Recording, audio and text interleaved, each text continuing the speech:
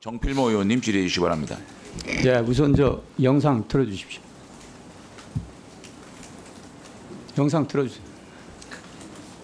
자, 이거 기억하실라나 모르겠지만 그 4년 전에 후보자께서 방송에 출연해서 한 얘기입니다. 가장 예리한 칼을 들고 있는 검찰총장이 이런 정도의 패거리 문화를 갖고 수사는 제대로 했을까? 솔직히 말하면 분노감이 들어요. 이거 누구한테 하신 거 알죠? 예.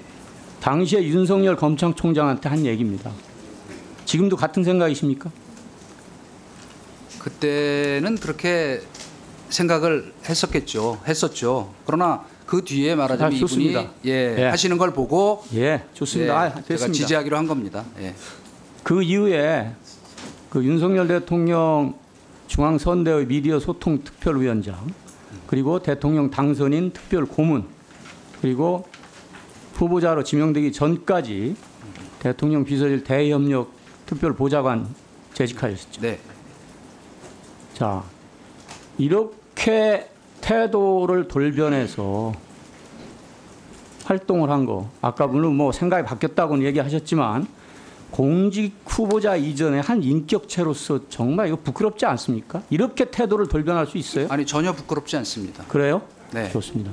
태도가 바뀐 게 아니고 상황이 바뀐 거죠. 상황이 바뀌었다고 이렇게 일관성 없게 조국 사태 같은 게 없었으면 그만 얘기하세요. 그 인식을 지금도 갖고 있었을지 모릅니다. 맹목적 권력 추종자로밖에는 저는 이해할 수가 없고요. 많은 국민들이 아마 그렇게 생각할 겁니다.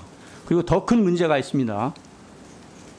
방통위 설치법 설치 및 운영에 관한 법률 좀 읽어보셨습니까? 예, 말씀하십시오. 자, 목적 보세요. 방송의 자유, 그다음에 방통위원회 독립적 운영 보장 이런 얘기 쓰여 있죠. 자, 그다음에 또 넘겨주세요.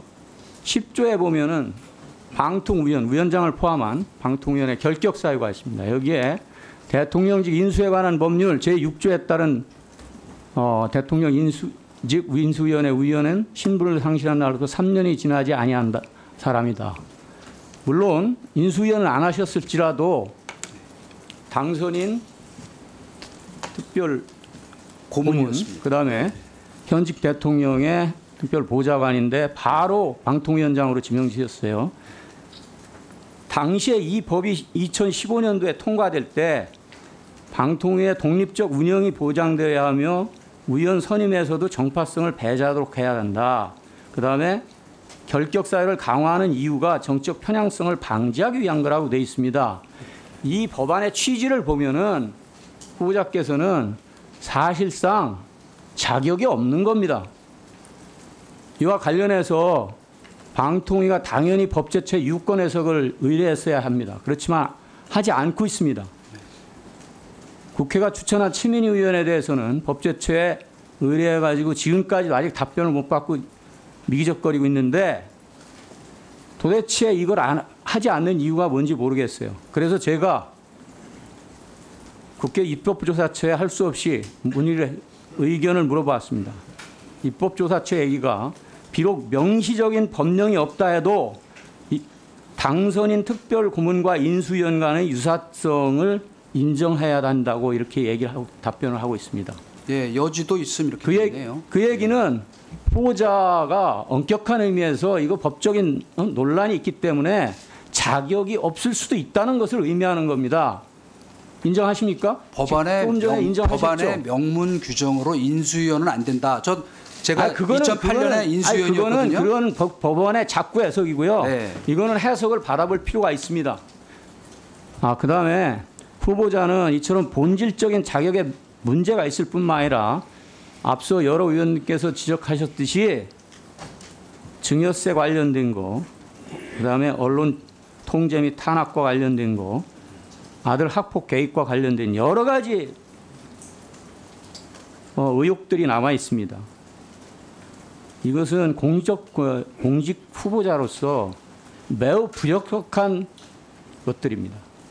따라서 저는 후보자께서 이제라도 스스로 내려놓는 것이 그나마 명예를 지킬 수 있는 길이라고 생각을 합니다. 어떻게 생각하십니까? 뭐 비판의 말씀 깊이 새기겠습니다. 네.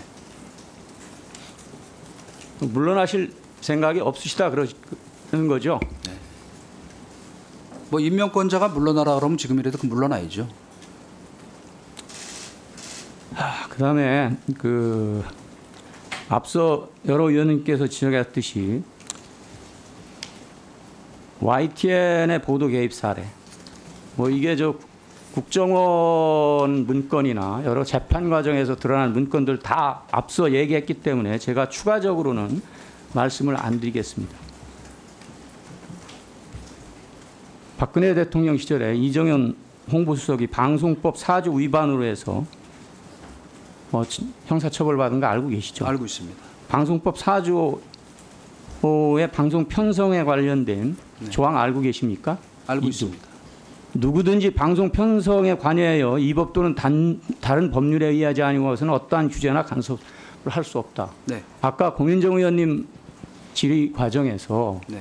당시에 홍보수석으로서 너무 바빴기 때문에 밑에서 그런 것들 하는 거 잘 몰랐다 이렇게 말씀하셨는데 그거는 어떤 면에서는요 굉장히 무책임한 발언입니다. 그 당시 홍보수석이라면은 밑에 직원들이 하는 거 파악하고 있어야죠. 특히나 방송에 개입해서 언론에 개입해서 하는 거 분명히 문제가 있는 거 아닙니까?